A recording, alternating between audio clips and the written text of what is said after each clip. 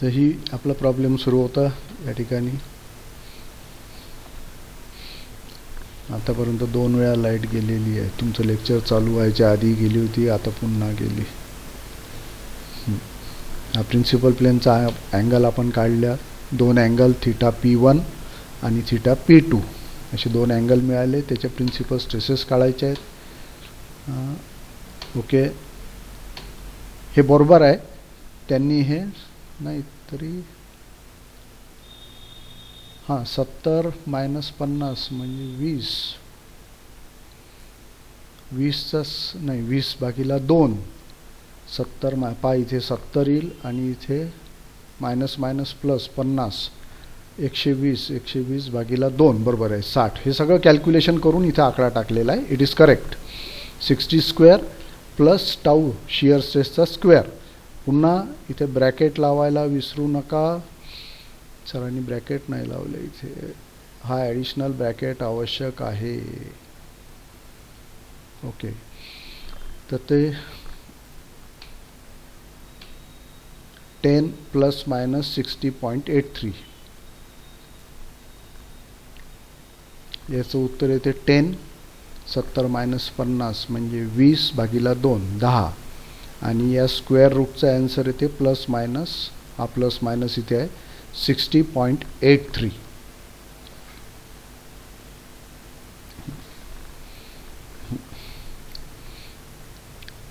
आता याच्यावरून प्लस केलं तर एक स्ट्रेस मिळेल आणि मायनस केलं तर दुसरी मिळेल. So σ1 = 70.83 MPa. आन्सर पॉझिटिव्ह आलेला आहे म्हणजे टेन्साईल आहे. प्रिन्सिपल स्ट्रेस 1 आणि दुसरी प्रिन्सिपल स्ट्रेस σ2 इट इज -50.83. 10 - 60.83 म्हणजे -50.83 MPa. हे आन्सर निगेटिव्ह आहे म्हणजे ही सेकंड प्रिन्सिपल स्ट्रेस जी आहे ती कॉम्प्रेसिव्ह आहे. नाव मॅक्झिमम शेअरिंग स्ट्रेस याच्यावरून काढता येईल. मी तुम्हाला एक फॉर्म्युला तर सरळ सांगितलेला आहे. या दोघांना बेरीज करायचं. वजाबाकी σ1 - σ2 डिवायडेड बाय 2. पण यांनी पण काढता येते. टाऊ मॅक्स हा जनरल फॉर्म्युला दिला होता तुम्हाला. Plus minus σx - σy divided by 2 bracket square plus tau xy square. So it comes out to this value 60.83 MPa. तसंही करून पाहिलं तर तुम्हाला मिळेल हे 7 आणि 5 12. 120 भागीला 2 म्हणजे 60.83 मिळेलच. या दोघांची वजाबाकी σ1 - σ2 divided by 2. That will give you the value of tau max. तो सिंपल फॉर्म्युला आहे आणि हा जनरल फॉर्म्युला आहे. कुठल्याही फॉर्म्युल्याने काढलं तर उत्तर तेवढंच येते. So this is tau max maximum shear stress. Planes of maximum shearing stresses. आता हे प्लेन्स जे आहे मॅक्झिमम शेअरिंग स्ट्रेसेसचे ते प्रिन्सिपल प्लेनला 45 डिग्रीच्या अँगलमध्ये असतात. ते येतील आता tan 2θ = σx - σy divided by 2 tau xy divided by 210 = 6. So 2θ = 80.54. So θ S1 = 40.27 आणि θ S2 याच्यात 90 डिग्री ॲड केलं 130.27.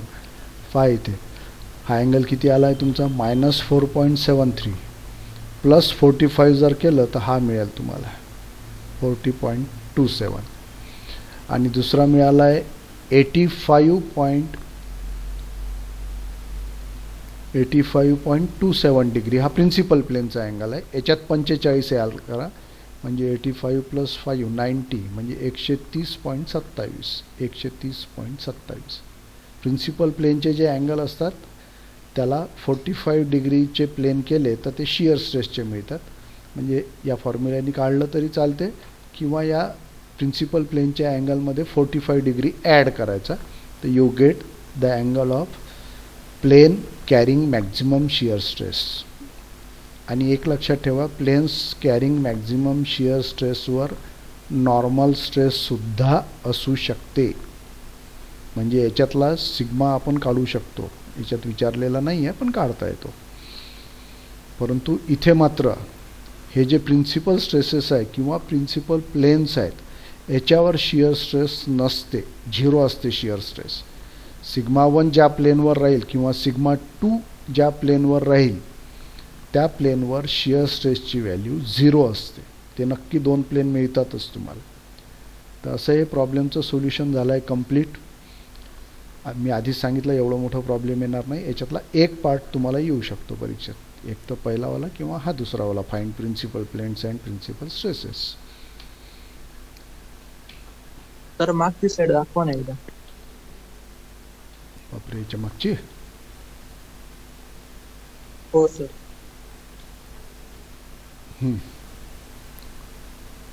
हीच आहे का? हां,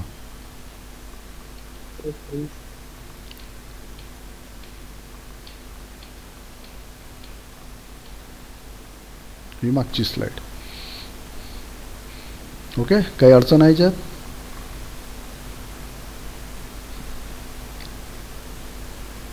नाही सर. ओके. काढायचं. अरे मी पाठवतो आहे ना रे PDF. थोडं वेळ मागं पुढं होते, अजून काही नाही.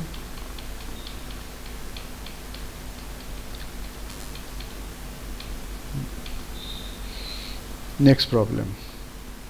A point in a strained material is subjected to state of simple shear. म्हणजे या प्रॉब्लेममध्ये फक्त शिअर स्ट्रेस दिली आहे पहा, 40 MPa आणि ही अँटी क्लॉकवाईज 40 MPa. फक्त शिअर स्ट्रेस दिली आहे. सिग्मा एक्सही नाही आहे आणि सिग्मा वाय पण नाही आहे. Clockwise on vertical planes, clockwise. हे 2 डायरेक्शन पहा, हा आणि हा, या दोघांमुळे क्लॉकवाईज कपल तयार होतो. Clockwise on vertical planes. Find normal and shear stress components on a plane 30 degree clockwise with horizontal plane. पुन्हा तसंच दिलेलं आहे. Find the resultant stress and angle of obliquity for this plane. Find principal planes and principal stresses. Find maximum shear stress and planes. Same problem आहे, फक्त याच्यात sigma एक्सही 0 आहे आणि sigma Y पण 0 आहे. हा 30 डिग्री क्लॉकवाईज दिला आहे म्हणून हा आपल्या काही कामाचा नाही आहे. त्याच्यावरून हा इकडचा अँगल काढून घेतला, हा 60 येईल कारण की हा कंप्लीट 90 आहे व्हर्टिकल हॉरिझॉन्टल प्लेन.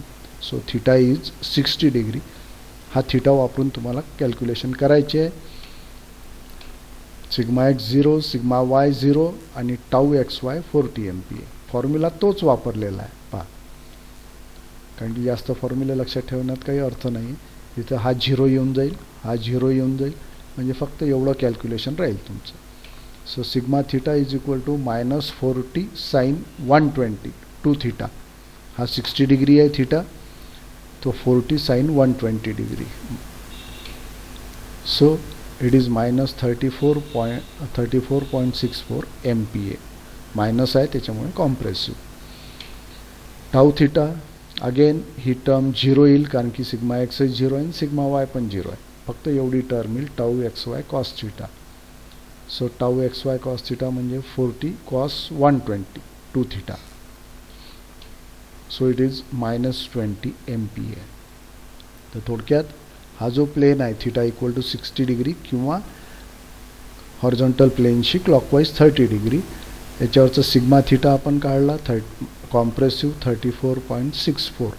आता कॉम्प्रेसिव्ह कसा आहे तो ते लक्षात घ्या. इथे याची डायरेक्शन पाहिजे आहे शिअर स्ट्रेसची, इकडे ही डायरेक्शन इकडे आहे. त्याच्यामुळे हा जो पार्ट आहे, दिस असे प्लेन जे आहे they will be subjective to compressive force. पहा, असा दाबून राहिला एक जण आणि एक जण इकडून दाबून राहिला, तर दिस विल बी सब्जेक्ट. असे जे प्लेन आहेत त्याच्यावर कॉम्प्रेसिव्ह स्ट्रेस येईल. आणि अशा प्लेनचा जर विचार केला उलटा असा प्लेन, तर अशा प्लेनवर काय होईल, हे दोघं इकडे ओढताना दिसत आहेत. म्हणजे या असा जर प्लेन घेतला मी या डायरेक्शनने, असा जर प्लेन घेतला एखादा मी, हा प्लेन, तर या दोघांची डायरेक्शन पहा इकडे येईल. म्हणजे याला काहीतरी अशी टेन्साईल स्ट्रेस येईल इथे. असा प्लेन घेतला तर, आणि हा प्लेन घेतला तर या दोघांच्या ॲरोच्या हिशोबाने हे कॉम्प्रेसिव्ह येईल. So it is correct. 34.64 MPa. आपण तसं व्हिज्युअल अंदाज घेऊ शकतो की कॉम्प्रेसिव्ह येईल की टेन्साईल येईल. आणि शिअर स्ट्रेस 20 MPa निगेटिव्ह आहे, त्याच्यामुळे ही डायरेक्शन वरती दाखवलेली आहे इथे. सिग्मा आर काढला आहे, त्याच्यावरून सिमिलर स्टेप्स आहे. Sigma theta square plus tau theta square. So 40 MPa. याचं आन्सर पहा, तेवढंच आलं. कुठल्याही प्लेनवरचा सिग्मा आर काढला तर एवढाच येईल. Tan phi. So phi is 30 degree. म्हणजे इथे अँगल ऑफ ऑब्लिक्विटी सुद्धा 30 डिग्री येत आहे. हा याच्याशी मॅच होत आहे. Then principal planes and principal stresses. Plane काढून घेतले. प्रिन्सिपल प्लेन ही टर्म 0 येत आहे, म्हणजे डिनॉमिनेटर 0. म्हणजे अँगल किती येईल? Tan 2 theta is equal to -80 divided by 0 म्हणजे इन्फिनिटी. टॅन 2 थीटा कोणत्या अँगलचा टॅन इन्फिनिटी असतो?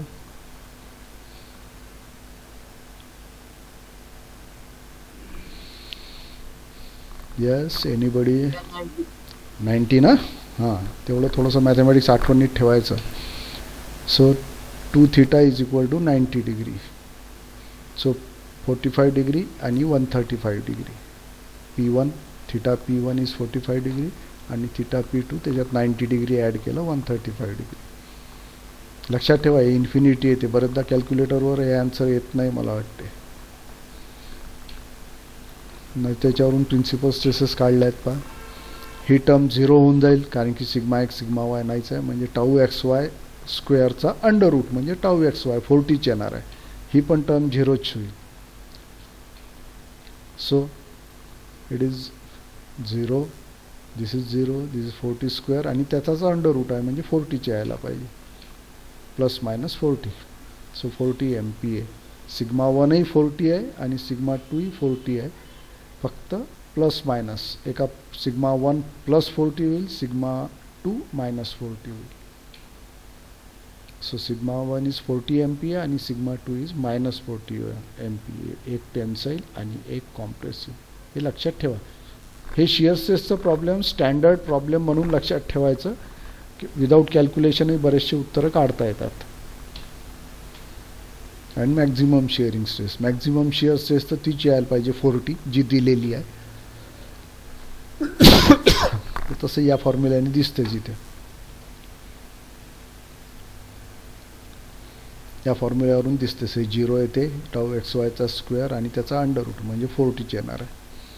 So 40 MPa. Planes of maximum shearing stress, तो 0च यायला पाहिजे. 2 थीटा 1 इज 0, सो 0. कारण की दिलेले प्लेनच हे मॅक्झिमम शिअर स्ट्रेस कॅरी करणारे आहे, व्हर्टिकल प्लेन आणि हॉरिझॉन्टल प्लेन. त्याच्यामुळे हा बरोबर 0 डिग्री आला आणि हा 90 डिग्री आला.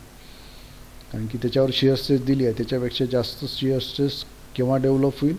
जर त्याच्यासोबत नॉर्मल स्ट्रेसेस असतील तर. अदरवाईज फक्त शिअर स्ट्रेस असेल त्या प्लेनवर, दोन्ही प्लेनवर, तर तेच म्युच्युअली परपेंडिक्युलर, व्हर्टिकल आणि हॉरिझॉन्टल दिलेली कंडिशन, तर तीच मॅक्झिमम शिअर स्ट्रेस असते. So this is the solution if the element is subjected to pure shear stress only. हा त्याचा स्केच दाखवलेला आहे पहा. सिग्मा 1 आणि सिग्मा 2. तसा हा स्केच थोडासा चुकीचा आहे. काय चूक आहे सांगा बरं याच्यात?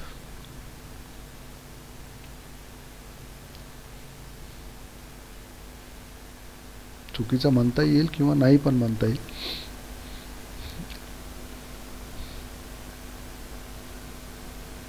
हा चुकीचा. इंटरनल रेजिस्टन्स म्हटलाय तर पहा, मी तुम्हाला मागच्याच टेम्पलेटमध्ये समजावून सांगितले. ही डायरेक्शन पहा, ही डायरेक्शन पहा. So this plane is subjected to compressive stress and this plane is subjected to tensile stress. उलट झालेलं आहे. पहा, हे दोघंही इकडे ओढत आहे आणि हा असा दाबत आहे. असं कसं होऊ शकते? It is not possible. याच्यावर टेन्साईल यायला पाहिजे. हां, हे इंटरनल रेजिस्टन्स जर पकडलं तर ठीक आहे, या एलिमेंटचा इंटरनल रेजिस्टन्स. अदरवाईज हे चुकीचं आहे. या डायरेक्शन बदलवायला पाहिजे. सरांना विचारून सांगतो मी तुम्हाला. Next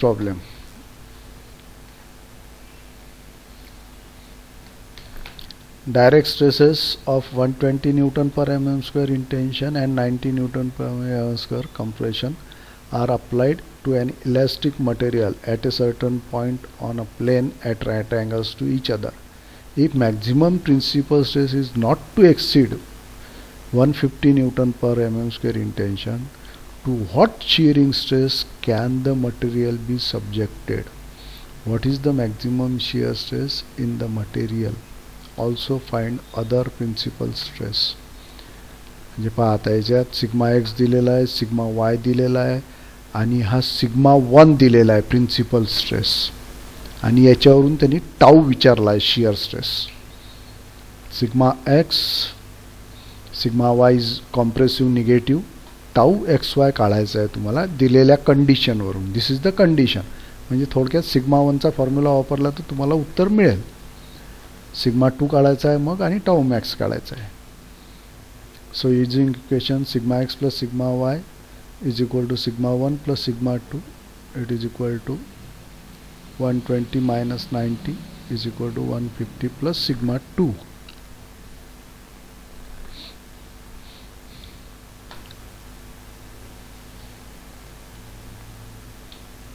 So sigma 2 is minus 120 Newton per mm square.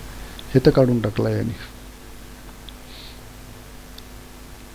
त्यांनी हे फॉर्म्युला वापरला आहे, कुठल्याही प्लेनवरच्या नॉर्मल स्ट्रेसेसची बेरीज सारखीच असते. सिग्मा एक्स सिग्मा वाय दिलेला आहे 120 minus 90 is equal to 150 plus sigma 2. So sigma 2 is minus 120. हे आपण पाहिलं आहे इम्पॉर्टंट फॉर्म्युल्यांमध्ये. देन टाऊ मॅक्स आता सिग्मा 1 सिग्मा 2 मिळाल्यावर टाऊ मॅक्स काढता येते. Sigma 1 minus sigma 2 divided by 2 म्हणजे 150 plus 120 divided by 2 135 MPa. Then tau max is equal to, यांनी पण काढला आहे त्यांनी. आता हा टाऊ मॅक्ससाठी हा फॉर्म्युला वापरला आहे. टाऊ एक्स वाय काढायचा आहे याच्यातून. टाऊ मॅक्स तुम्हाला माहीत झाला आहे.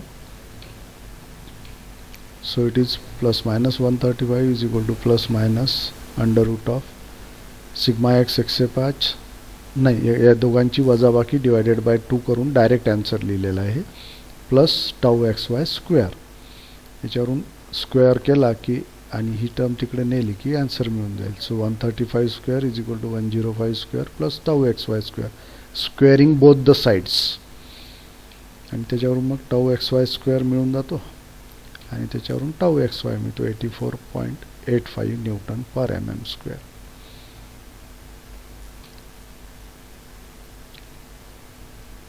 लक्षात आलं काही प्रॉब्लेम? वेगळं प्रॉब्लेम आहे. असंही करता येईल याच्यात. पहा सिग्मा एक्स दिलेला आहे, सिग्मा वाय दिलेला आहे, टाऊ एक्स वाय काढायचा आहे आणि हां बरोबर आहे. याच्यात तुम्हाला सिग्मा 1चा फॉर्म्युला वापरता नाही येणार कारण की प्रिन्सिपल प्लेनचा अँगल माहीत नाही. बरोबर आहे, याच पद्धतीने जावं लागेल. याच्यात ही पहिली कंडिशन वापरली आहे, sum of normal stresses on any plane is same. म्हणजे व्हर्टिकल हॉरिझॉन्टल प्लेनवरच्या दोघांच्याही नॉर्मल स्ट्रेसची बेरीज इज इक्वल टू दोन्ही प्रिन्सिपल प्लेनवरच्या नॉर्मल स्ट्रेसची बेरीज. त्याच्यावरून त्यांनी सिग्मा 2 काढून घेतला आहे पहिले आणि सिग्मा 1 सिग्मा 2 मिळाले की टाऊ मॅक्सचा फॉर्म्युला आहेच हा दिलेला आहे तुम्हाला. त्याच्यावरून टाऊ मॅक्स काढून घेतला आणि मग टाऊ मॅक्सवरून हा फॉर्म्युला वापरून शियर स्ट्रेस काढलेला आहे. स्टेप्स बरोबर लक्षात ठेवा. वेगळं प्रॉब्लेम आहे. This mark as important problem.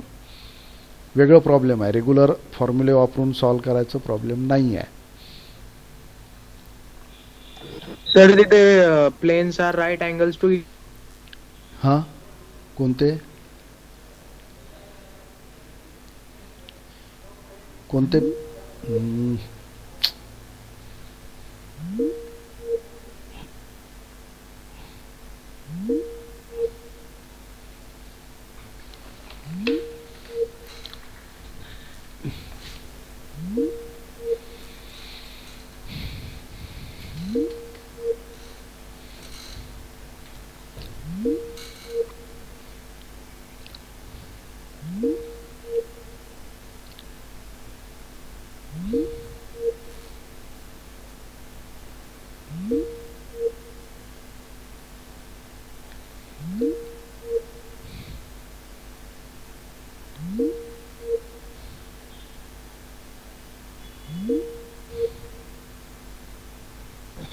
आलाय.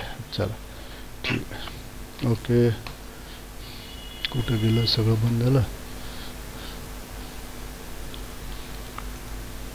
हां ठीक आहे, दिसतंय template. Yes, sir.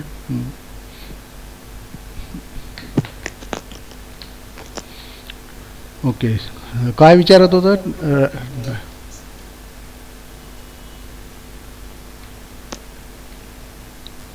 Hello. Sir, the planes are at right angles to each other. ते दिलेलं आहे sir. हे तर दिलेलंच. हां, आणि तसे ते राईट अँगलवरच असते.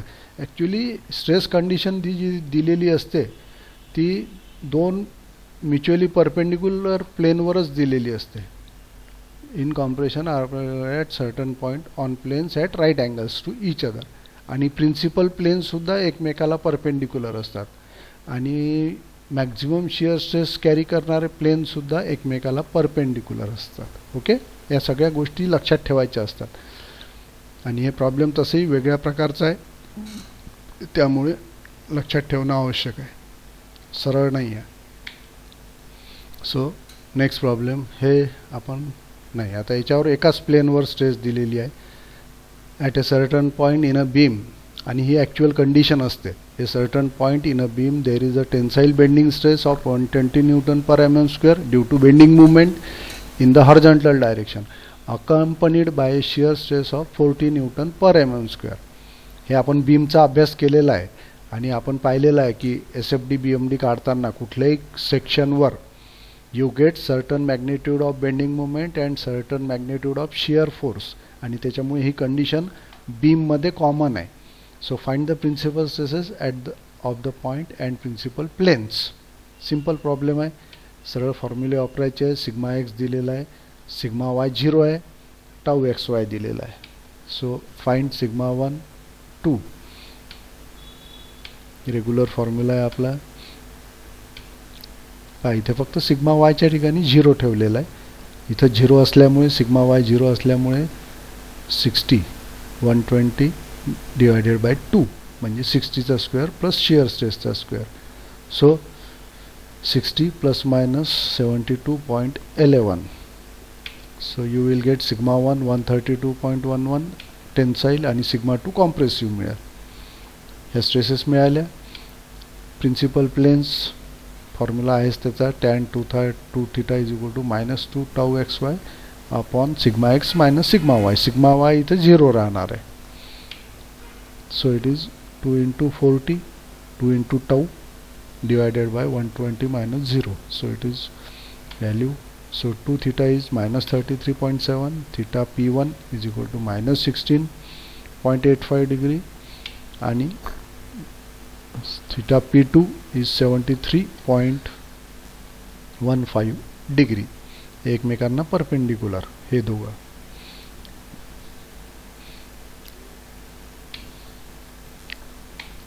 ओके, या प्रकारे प्रॉब्लेम झाला. 120 आणि हे इथे थिटा 1 क्लॉकवाईज ना, मायनस आला आहे ना आपला थिटा P1 क्लॉकवाईज. म्हणजे असा प्लेन येईल इथून, हा व्हर्टिकल प्लेन, त्याच्यावर टेन्साईल स्ट्रेस मिळेल, बरोबर आहे. आणि हा थिटा P2 73 आला आहे, म्हणजे असा येईल 73 पॉझिटिव्ह आन्सर. आणि त्याच्यावर कॉम्प्रेशन येईल, बरोबर आहे. ओके, या प्रकारे हा प्रॉब्लेम सिंपल आहे एकदम. आता याच्यात at a point in a strain material the resultant stress across a certain plane is 125 MPa tensile. Resultant stress आहे हा, sigma R. inclined at 34 degree to horizontal. The stress across a plane at right angles to the first plane is 65 compressive. Locate the principal planes and find magnitude and nature of principal stresses and also find maximum shear stress. हा इथे direct normal stress देण्याच्या ऐवजी त्यांनी हा 125 दिलेला आहे आणि हा अँगल दिलेला आहे 34 डिग्री. त्याच्यावरून मग तिथली नॉर्मल स्ट्रेस काढून घेतली, कॉस 34 करून 125 कॉस 34 म्हणजे सिग्मा एक्स मिळेल तुम्हाला, आणि 125 साइन 34 केलं की हा 69.9 मिळेल. आणि दुसऱ्या प्लेनवर कॉम्प्रेसिव्ह स्ट्रेस त्यांनी दिलेली आहे 65 MPa कॉम्प्रेसिव्ह. आता हे प्रॉब्लेम रेग्युलर प्रॉब्लेम झालं, फक्त इथे ॲडिशनल स्टेप काय आहे, त्यांनी रिझल्टंट स्ट्रेस दिली आहे व्हर्टिकल प्लेनवर, रिझल्टंट स्ट्रेस दिली आहे, तर त्याचे दोन तुकडे तुम्हाला करायचे आहे. नॉर्मल स्ट्रेस कॉस 34 आणि tangential or shear stress is sine 34, 125 sine 34, ह्या दोन व्हॅल्यूज निघतात इथे. बाकी प्रॉब्लेम तसंच आहे.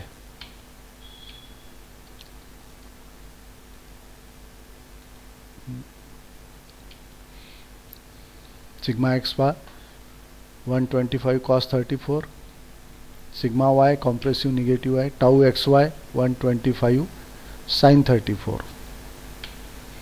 So this is sigma 1 sigma 2. आता याच्यात मी एक्सप्लेन करत नाही, तोच प्रकार केलेला आहे सगळा. सो सिग्मा 1 128 टेन्साईल आणि सिग्मा 2 90 कॉम्प्रेसिव्ह. हे काढून घेतले आहे. हा प्रिन्सिपल प्लेनचे अँगल काढलेले आहेत.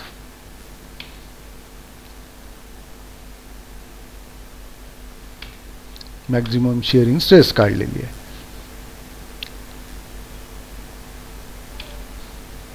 Planes of maximum shearing stress. Okay, याप्रमाणे हे प्रॉब्लेम आहे. याच्यातली पहिली स्टेप महत्त्वाची आहे, ते तुम्हाला समजून सांगितलं आहे, बाकी सिमिलर आहे सगळं. हा महत्त्वाचा प्रॉब्लेम, हा आपण कॉम्प्रेशन टेस्ट करतो, शेवटचा प्रॉब्लेम आहे. मेटलवर कॉम्प्रेशन टेस्ट करतो तेव्हा ही कंडिशन येते. For the state of stress shown in figure find principal planes and principal stresses maximum shearing stress. हा एक तुम्ही आता कॉलेजमध्ये नाही, ऑनलाईन मी दाखवेल बहुतेक. हा ब्रासचा स्पेसिमन सर्क्युलर आहे आणि ही हाईट आहे त्याची. याच्यावर आपण कॉम्प्रेसिव्ह फोर्स लावतो, म्हणजे कॉम्प्रेशन टेस्ट करतो थोडक्यात. आणि हा कॉम्प्रेशन टेस्टमुळे क्रश व्हायला पाहिजे, दबायला पाहिजे. तर तो न दबता असा 45 डिग्रीच्या प्लेनमध्ये फेल होतो, शियर फेल्युअर होते त्याचं. आणि ते कशामुळे होते, या मॅक्झिमम शियर स्ट्रेसमुळे. लक्षात घ्या, सिग्मा एक्स नाही आहे, सिग्मा वाय -120 MPa, शियर स्ट्रेसही नाही आहे. So principal planes theta 0 theta 90. Okay, principal stresses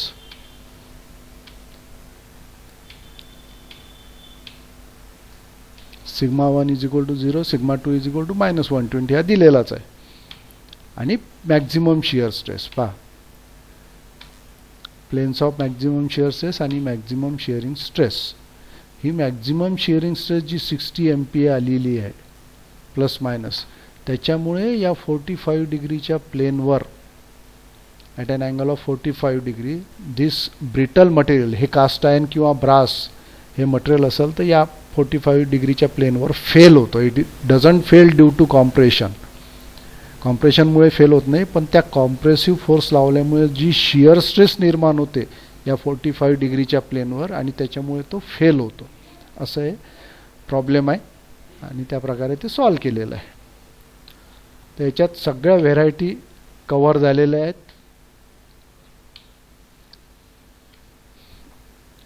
इथे हा प्रिन्सिपल प्लेन्स अँड प्रिन्सिपल स्ट्रेसेसचा टॉपिक आपण फिनिश केलेला आहे. आता मला वाटतं फक्त एकच टॉपिक राहिला आहे, तो आपण करू.